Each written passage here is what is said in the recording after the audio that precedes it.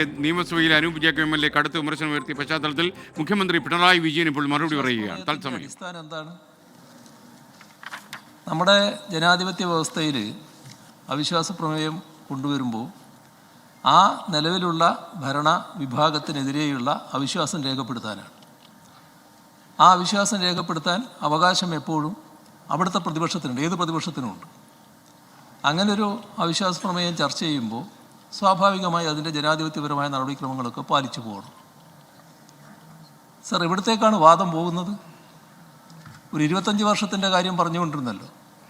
ഇപ്പോൾ കഴിഞ്ഞ 5 വർഷത്തോളമായിട്ട് ആ നഗരസഭയിൽ കൗൺസിലറായിരിക്കുന്ന CPIM-ൻ്റെ ഭാഗമായിട്ടുള്ള, അവിടുത്തെ LDF-ൻ്റെ ഭാഗമായിട്ടുള്ള ഒരു കൗൺസിലറെ അവിടുന്ന് മാറ്റിയെടുക്കാൻ ഉള്ള നീക്കം നടത്തിയെന്നാണല്ലോ.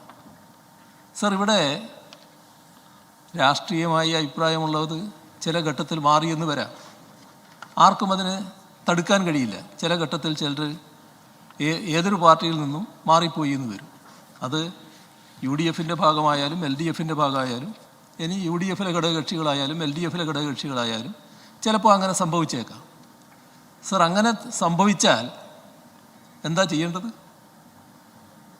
ഇവിടെ മറ്റു തരത്തിലുള്ള പ്രലോഭനങ്ങളുടെ ഭാഗമായി സ്വാധീനിക്കാനുള്ള ശ്രമം നടത്തി സ്വാധീനിക്കാൻ കഴിഞ്ഞുവെങ്കിൽ ആ സ്വാധീനിക്കപ്പെട്ട വ്യക്തി ആ സ്ഥാനത്തിരുന്നു കൊണ്ടാണോ അപ്പുറത്ത് ചെല്ലേണ്ടത്? സാധാരണഗതിയിൽ ആ സ്ഥാനം രാജിവെക്കണ്ടേ? സ്ഥാനം രാജിവെച്ച് പോകണ്ടേ? നിങ്ങളിപ്പോൾ എന്തിനെയാണ് പ്രോത്സാഹിപ്പിക്കുന്നത്? നിങ്ങൾ ജനാധിപത്യ വ്യവസ്ഥയുടെ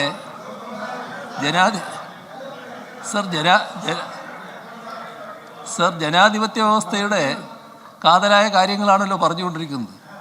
ജനാധിപത്യ വ്യവസ്ഥയിൽ ഇത് വളരെ പ്രധാനമാണല്ലോ.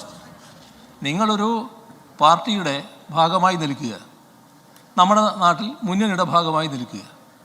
ഇവിടെ പാർട്ടിയുടെയും മുന്നണിയുടെയും ഭാഗമായി നിൽക്കുന്നയാളെ മറ്റു തരത്തിൽ പ്രലോഭിപ്പിച്ച് സ്വാധീനിക്കാൻ ശ്രമിക്കുന്നു. ചിലപ്പോൾ ശ്രമിച്ചേക്കാം.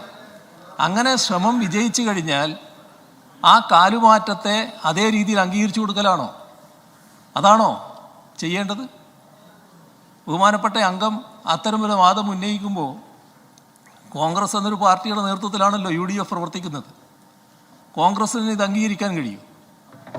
സാധാരണഗതിയിൽ ഏതൊരംഗവും അങ്ങനെ പോകുന്നുണ്ടെങ്കിൽ രാജിവെച്ച് പോകേണ്ടതല്ലേ? രാജിവെച്ച് പോവുകയല്ലേ വേണ്ടത്? സർ, അതിൻ്റെ ഭാഗമായി അവിടെ കാലുമാറ്റത്തെ പ്രോത്സാഹിപ്പിക്കുന്ന ഒരു അന്തരീക്ഷം സൃഷ്ടിച്ചു എന്നുള്ളത് അവിടെ പരാജയപ്പെട്ടിട്ടുണ്ടെന്നുള്ളത് വസ്തുതയാണ്.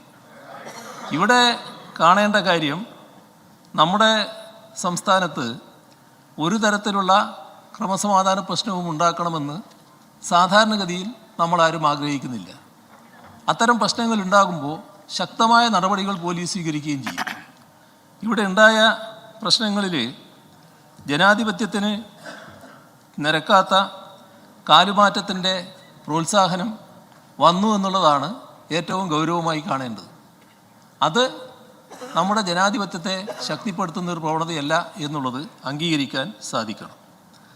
ഇവിടെ ഉണ്ടായ പ്രശ്നം, ആ കലാരാജു എന്ന് പറയുന്ന മഹതിക്ക് ചില പരാതികൾ ഉണ്ടായിട്ടുണ്ട്. അതുമായി ബന്ധപ്പെട്ടുള്ള നടപടികൾ പോലീസ് സ്വീകരിച്ചിട്ടുണ്ട്. ഒരു സംശയവും വേണ്ട, ശക്തമായ നടപടി തന്നെ പോലീസ് സ്വീകരിച്ചു പോകും. അതിൻ്റെ ഭാഗമായി മറ്റാശങ്കകൾ ഉണ്ടാകേണ്ടതില്ല.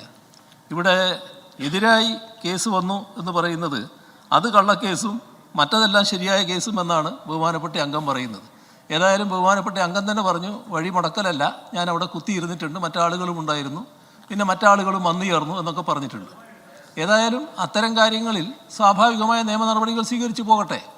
നിയമ നടപടികളുടെ കാര്യത്തിൽ തെറ്റ് ചെയ്തിട്ടുണ്ടോ ആ തെറ്റ് ചെയ്തവർക്കെതിരെ കർക്കശമായ നടപടി ഉണ്ടാകും എന്നതാണ് ചൂണ്ടിക്കാണിക്കാനുള്ളത്. ഒരു ആശങ്കയും ആ കാര്യത്തിൽ ഉണ്ടാകേണ്ടതില്ല. ഏതായാലും സ്ത്രീകൾക്കെതിരെയുള്ള ആക്രമണം അത് ഗൗരവമായി തന്നെ കാണുന്നതാണ്, ആവശ്യമായ നടപടികൾ സ്വീകരിക്കുന്നതാണ്. അവരുടെ പരാതി ഗൗരവമായിട്ട് തന്നെ പരിഗണിച്ച് തുടർ നടപടികൾ സ്വീകരിക്കുകയും ചെയ്യും. അതുകൊണ്ട് സഭ നിർത്തിവെച്ച് ചർച്ച ചെയ്യേണ്ട ആവശ്യമില്ല.